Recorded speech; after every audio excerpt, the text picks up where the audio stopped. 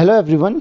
आज के इस वीडियो में हम डिस्कस करने वाले हैं क्लास 10th केमिस्ट्री के एक बहुत ही important chapter study of compound से रिलेटेड कुछ मल्टीपल चॉइस क्वेश्चन, जहां पे हम डिस्कस करेंगे उसके लास्ट सेक्शन यानी कि सल्फ्यूरिक एसिड से रिलेटेड मल्टीपल चॉइस क्वेश्चंस। तो इससे पहले मैं पिछले 3 पार्ट्स यानी कि हाइड्रोजन क्लोराइड, अमोनिया और नाइट्रिक एसिड से related multiple choice questions already discuss कर चुका हूं। साथ ही हमने मेटलर्जी के क्वेश्चंस भी डिस्कस किए हैं। तो आपने अगर अभी तक वो वीडियोस नहीं देखे हैं तो आप डिस्क्रिप्शन में दिए लिंक पे जाके वो वीडियोस देख सकते हैं। तो चलिए हम स्टार्ट करते हैं विथ क्वेश्चन नंबर 1। तो फर्स्ट क्वेश्चन हमारे पास है sulphuric acid is manufactured by. तो कौन से प्रोसेस से हम सल्फ्यूरिक एसिड को मैन्युफैक्चर करते हैं? तो Haber's process. Haber's process obviously आपका आंसर नहीं होगा क्योंकि आपको पता है हेबर्स प्रोसेस से हम अमोनिया मैन्युफैक्चर करते हैं। ये मैं पिछले वीडियोस में आपको मैंने बताया था। बेयर्स प्रोसेस, तो बेयर्स प्रोसेस आप लोगों को पता है ये किस लिए यूज होता है? जो एल्यूमिना होता है, एल्यूमिना को प्योरीफाई करने के लिए, यानी कि जो एल्यूमिनियम ओर होती है बॉक्साइट, बॉक्साइट को हम प्योरीफाई करते हैं, उसका हम कंसंट्रेशन करते हैं with the help of Bayer's process. Ostwald's process, तो ओस्टवाल्ड्स प्रोसेस भी आपको पता है ये नाइट्रिक एसिड की इंडस्ट्रियल प्रिपरेशन के लिए यूज होता है, यानी कि नाइट्रिक एसिड की मैन्युफैक्चरिंग के लिए यूज होता है। तो आपका आंसर क्या होगा? Contact process, that is H2SO4। तो आई होप कि आपको ये क्वेश्चन समझ में आ गया होगा। सही आंसर है आपका कॉन्टैक्ट प्रोसेस। क्वेश्चन नंबर 2 हमारे पास है oleum is also known as. Oleum को और किस नाम से जाना जाता है? तो ग्रीन न्यूट्रियोल, आपको पता है ग्रीन न्यूट्रियोल सल्फ्यूरिक एसिड को या ओलियम को नहीं बोला जाता है, ये बोला जाता है ferrous sulphate, hydrated ferrous sulphate को। सही आंसर क्या होगा इसका? तो ये शायद आपने पढ़ा नहीं होगा, that is pyro sulphuric acid. तो पायरो सल्फ्यूरिक एसिड होता है H2S2O7, that is also known as oleum. तो oleum is pyro sulphuric acid. तो केमिकल नेम जो है ओलियम का वो पायरो सल्फ्यूरिक एसिड है, ये ध्यान रखिए आप। नेक्स्ट क्वेश्चन हमारे पास है in the given equation identify the role played by concentrated sulphuric acid. तो रोल कौन सा प्ले किया गया बाय कंसंट्रेटेड सल्फ्यूरिक एसिड? ये जो सल्फ्यूरिक एसिड है कहा जा रहा है कि कंसंट्रेटेड सल्फ्यूरिक एसिड है हमारे पास। तो ये कौन सा रोल प्ले कर रहा है? तो यहाँ पे देख सकते हो आप सल्फ्यूरिक एसिड और सल्फर, सल्फर के साथ मिलकर क्या फॉर्म कर रहा है? सल्फर डाइऑक्साइड, यानी कि सल्फर को किस में कन्वर्ट कर दे रहा है? सल्फर डाइऑक्साइड में। So it acts as oxidising agent. तो यहाँ पे कंसंट्रेटेड एसिड जो सल्फ्यूरिक एसिड है किसकी तरह एक्ट कर रहा है? ये एक्ट कर रहा है एज एन ऑक्सीडाइजिंग एजेंट, और इसीलिए सल्फर का ऑक्सीडाइज करके इसने क्या बना दिया? सल्फर डाइऑक्साइड बना दिया। तो आई होप कि आपको ये चीज समझ में आ गई होगी। नेक्स्ट क्वेश्चन हमारे पास है when dilute sulphuric acid reacts with ferrous sulphide. तो डाइल्यूट सल्फ्यूरिक एसिड यानी कि H2SO4 को आप किसके साथ ट्रीट करते हो? Ferrous sulphide. अभी फेरस सल्फाइड क्या होता है? फेरस सल्फाइड होता है FeS। तो ये फॉर्म करता है H2S प्लस FeSO4। तो ये आपने कई बार पढ़ा है, ये आपको ऑलरेडी पता है कि जितने भी मेटल सल्फाइड्स होते हैं, मेटल सल्फाइड्स को जो डाइल्यूट एसिड्स होते हैं, एसिड्स किस में कन्वर्ट कर लेते हैं? ये हाइड्रोजन सल्फाइड में कन्वर्ट कर लेते हैं। कौन सी गैस फॉर्म करते हैं?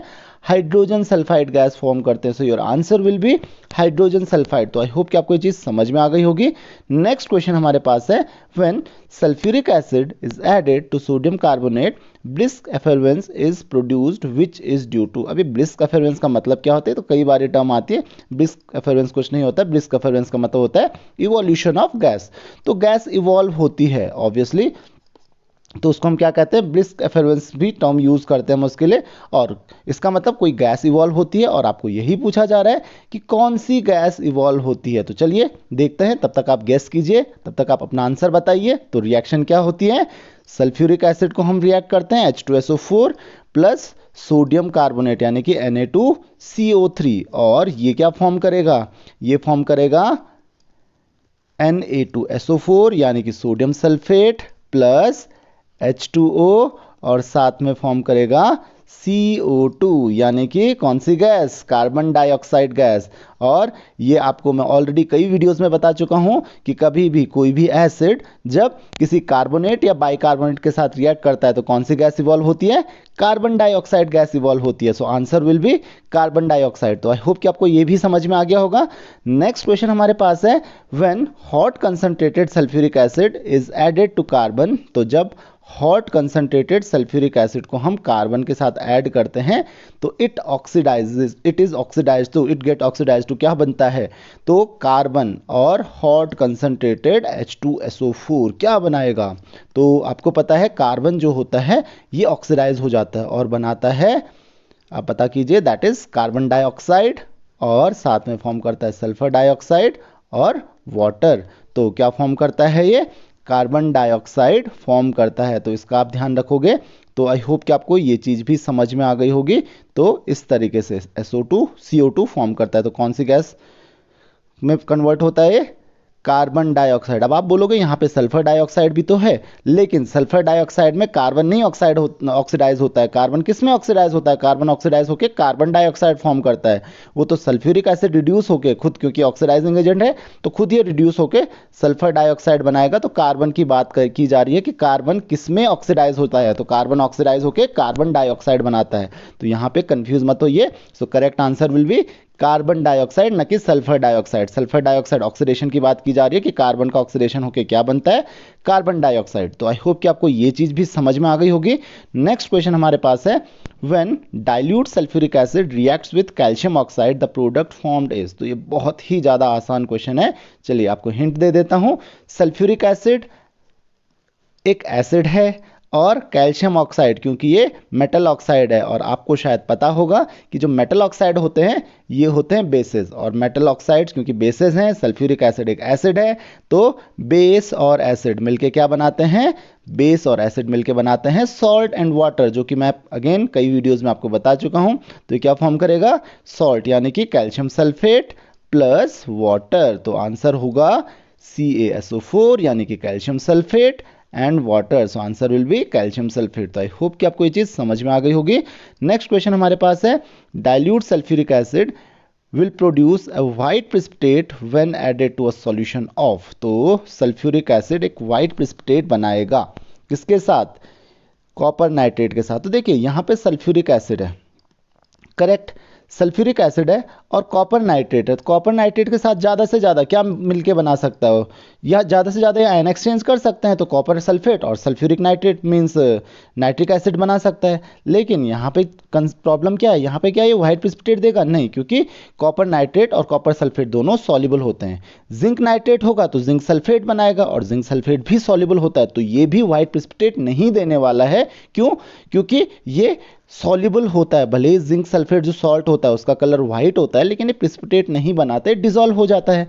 तो जिंक नाइट्रेट भी इसका आंसर नहीं होगा। इसका आंसर होगा लेड नाइट्रेट, क्योंकि जब सल्फ्यूरिक एसिड रिएक्ट करता है किसके साथ, लेड नाइट्रेट के साथ, यानी कि PbNO3 होल ट्वाइस के साथ, तो क्या बनाता है, PbSO4 यानी कि लेड सल्फेट प्लस साथ में बनाता है HNO3 नाइट्रिक एसिड बनाता है। और ये PbSO4 क्या बनाता है, व्हाइट प्रेसिपिटेट बनाता है। आपको पता होगा कि जिन जिन सब्सटेंसेस के सल्फेट सॉल्युबल नहीं होते हैं वो व्हाइट प्रेसिपिटेट देंगे, जैसे लेड नाइट्रेट हो गया, या बेरियम हो गया, कैल्शियम हो गया, ये सब क्या करते हैं, व्हाइट प्रेसिपिटेट बनाते हैं। अगेन सोडियम नाइट्रेट अगर सोडियम सल्फेट बनाता है तो ये भी सॉल्युबल होता है। तो correct answer will be lead nitrate. Lead के हो गए सॉल्ट्स, उसके अलावा बेरियम के हो गए, कैल्शियम क्लोराइड वगैरह हो गए, ये क्या करते हैं, ये व्हाइट प्रेसिपिटेट बना देते हैं। तो आई होप कि आपको ये चीज़ समझ में आ गई होगी कि सल्फ्यूरिक एसिड के साथ क्यों ये व्हाइट प्रेसिपिटेट बनाते हैं, क्योंकि इनके सल्फेट जो होते हैं वो सॉल्युबल नहीं होते हैं। नेक्स्ट क्वेश्चन हमारे पास, question number 9, concentrated sulphuric acid turns copper sulphate blue to white. तो कॉपर सल्फेट को आपको पता है, कॉपर सल्फेट जो सॉल्यूशन सॉल्ट होता है CuSO4, ये ब्लू टू व्हाइट हो जाता है। ब्लू उसका कलर होता है जब ये हाइड्रेटेड होता है, यानी कि .5H2O। और जो कंसंट्रेटेड H2SO4 होता है ये इसको व्हाइट कर लेता है। अब क्यों करता है, तो due to its correct is dehydrating nature, dehydrating character इसमें होता है, आपको पता है। तो CuSO4 और इससे वाटर को अलग रिमूव कर देता है। और जो एनहाइड्रस कॉपर सल्फेट, एनहाइड्रस का मतलब क्या होता है, जिससे वाटर रिमूव कर दिया जा चुका है, तो एनहाइड्रस कॉपर सल्फेट जो होता है ये बनाता है white powder, white amorphous powder बनाता है। तो ये किस वजह से होता है, due to dehydrating nature of sulphuric acid. तो भले ही सल्फ्यूरिक एसिड का ऑक्सीडाइजिंग नेचर भी होता है, लेकिन यहाँ पे किस वजह से हो रहा है, डिहाइड्रेटिंग नेचर की वजह से। तो आई होप कि आपको ये क्वेश्चन भी समझ में आ गया होगा। और अब लास्ट क्वेश्चन हमारे पास है, when barium chloride solution is added to dilute sulphuric acid it forms.